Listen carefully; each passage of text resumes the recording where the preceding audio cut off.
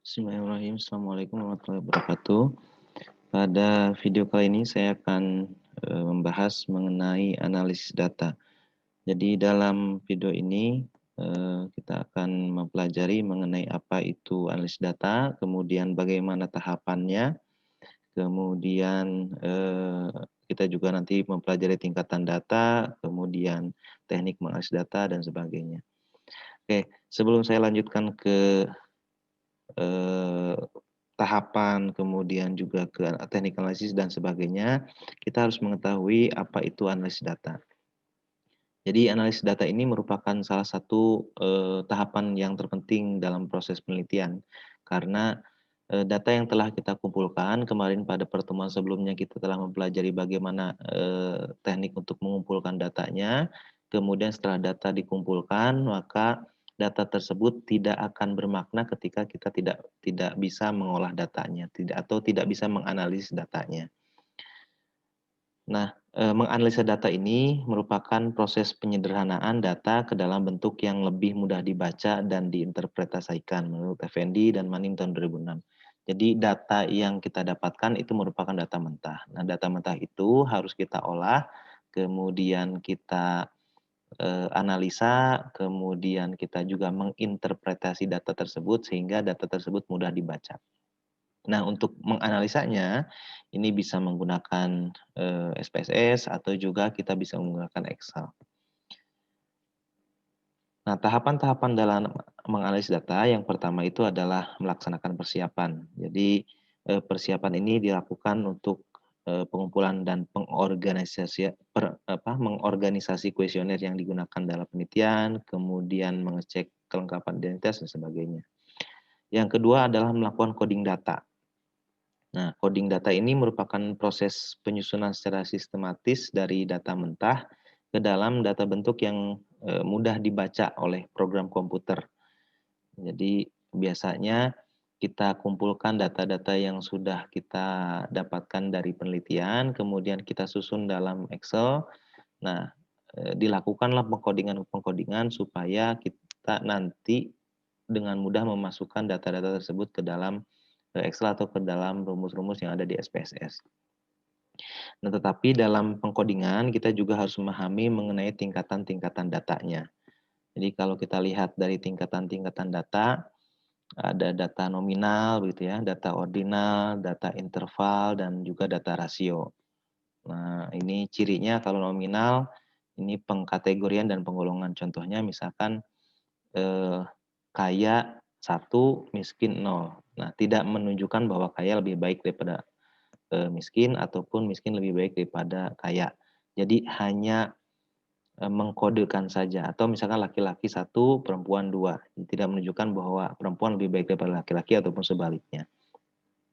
Nah, sedangkan pada data ordinal ini cirinya adalah tingkatan, urutan, tidak diketahui jaraknya. Contoh misalkan jenjang pendidikan, kemudian jabatan.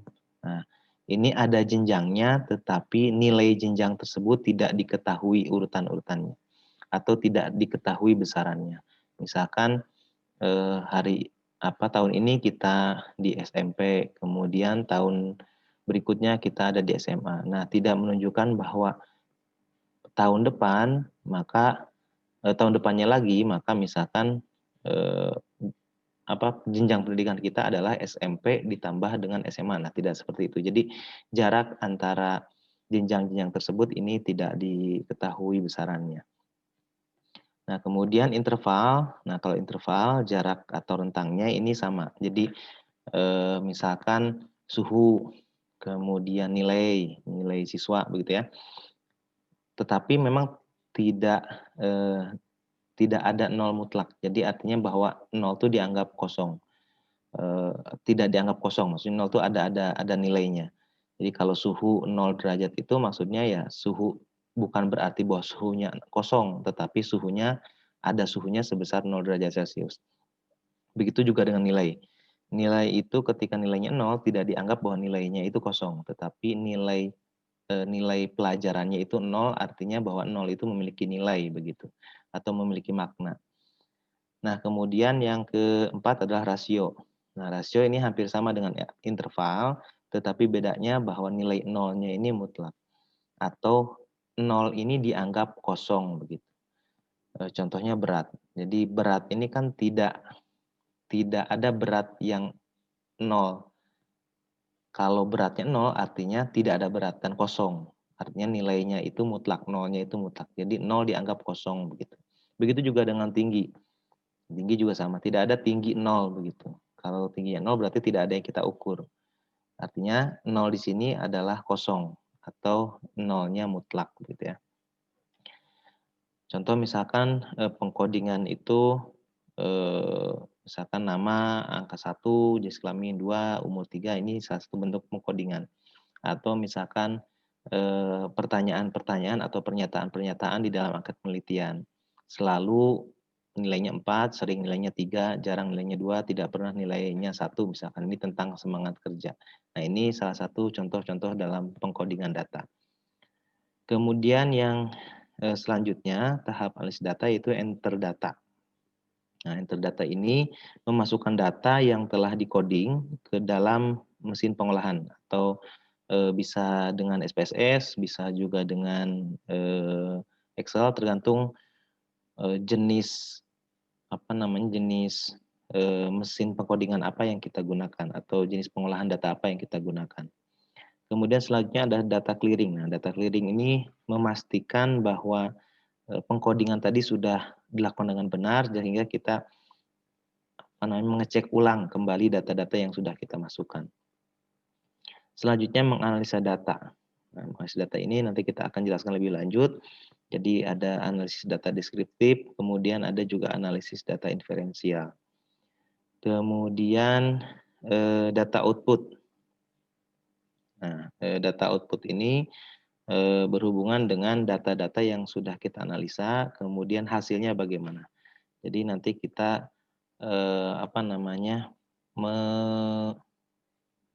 menginterpretasikan hasil dari analisis data. Kemudian interpretasi data, nah berhubungan dengan analisis data, jadi tadi saya sudah jelaskan bahwa ada data ada data deskriptif dan ada data inferensial. Jadi data deskriptif ini bertujuan untuk menggambarkan karakteristik data. Tetapi dalam data deskriptif atau dalam analisis deskriptif ini tidak sampai menyimpulkan sesuatu gitu ya. Tidak membuat hubungan, tidak menyimpulkan hubungan antara variabel-variabel. Nah, yang menyimpulkan atau yang menghubungkan antara variabel-variabel disebut dengan analisis inferensial. Jadi analisis inferensial ini adalah kelanjutan dari analisis deskriptif. Nah, dalam analisis deskriptif itu ada dua jenis ukuran. Jadi ada ukuran pemusatan dan ada ukuran penyebaran. Nah, ukuran pemusatan ini ada modus gitu ya, kemudian mean, median, dalam ukuran penyebaran ada range, varian, standar deviasi. Nah, ini mungkin nanti kita akan pelajari lebih detailnya di mata kuliah yang lain. Kemudian sedangkan dalam analisis inferensial itu ada parametrik dan ada juga non parametrik. Jadi dalam pengujian statistik inferensial itu bisa diuji dengan statistik parametrik ataupun non parametrik. Nanti kita akan jelaskan lebih lanjut. Nah, statistik parametrik ini bisa diuji dengan korelasi persen, uji T, dan lain sebagainya. Sedangkan di non parametrik itu misalkan menguji dengan korelasi Ring-Sperman, Kendall, atau Wilcoxon, dan lain-lain.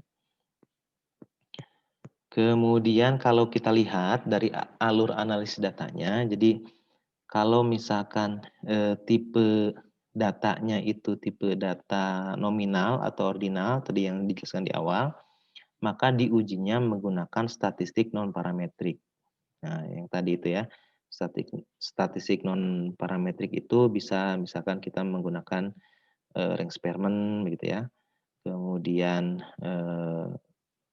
Wilcoxon dan sebagainya. Sedangkan kalau tipe datanya tipe data interval ataupun rasio, maka bisa diuji dengan statistik parametrik. Tapi dengan catatan bahwa datanya itu harus berdistribusi normal. Artinya bahwa kita harus menguji normalitas datanya. Nah, sedangkan kalau misalkan datanya tidak berdistribusi normal, maka diujinya menggunakan statistik non-parametrik.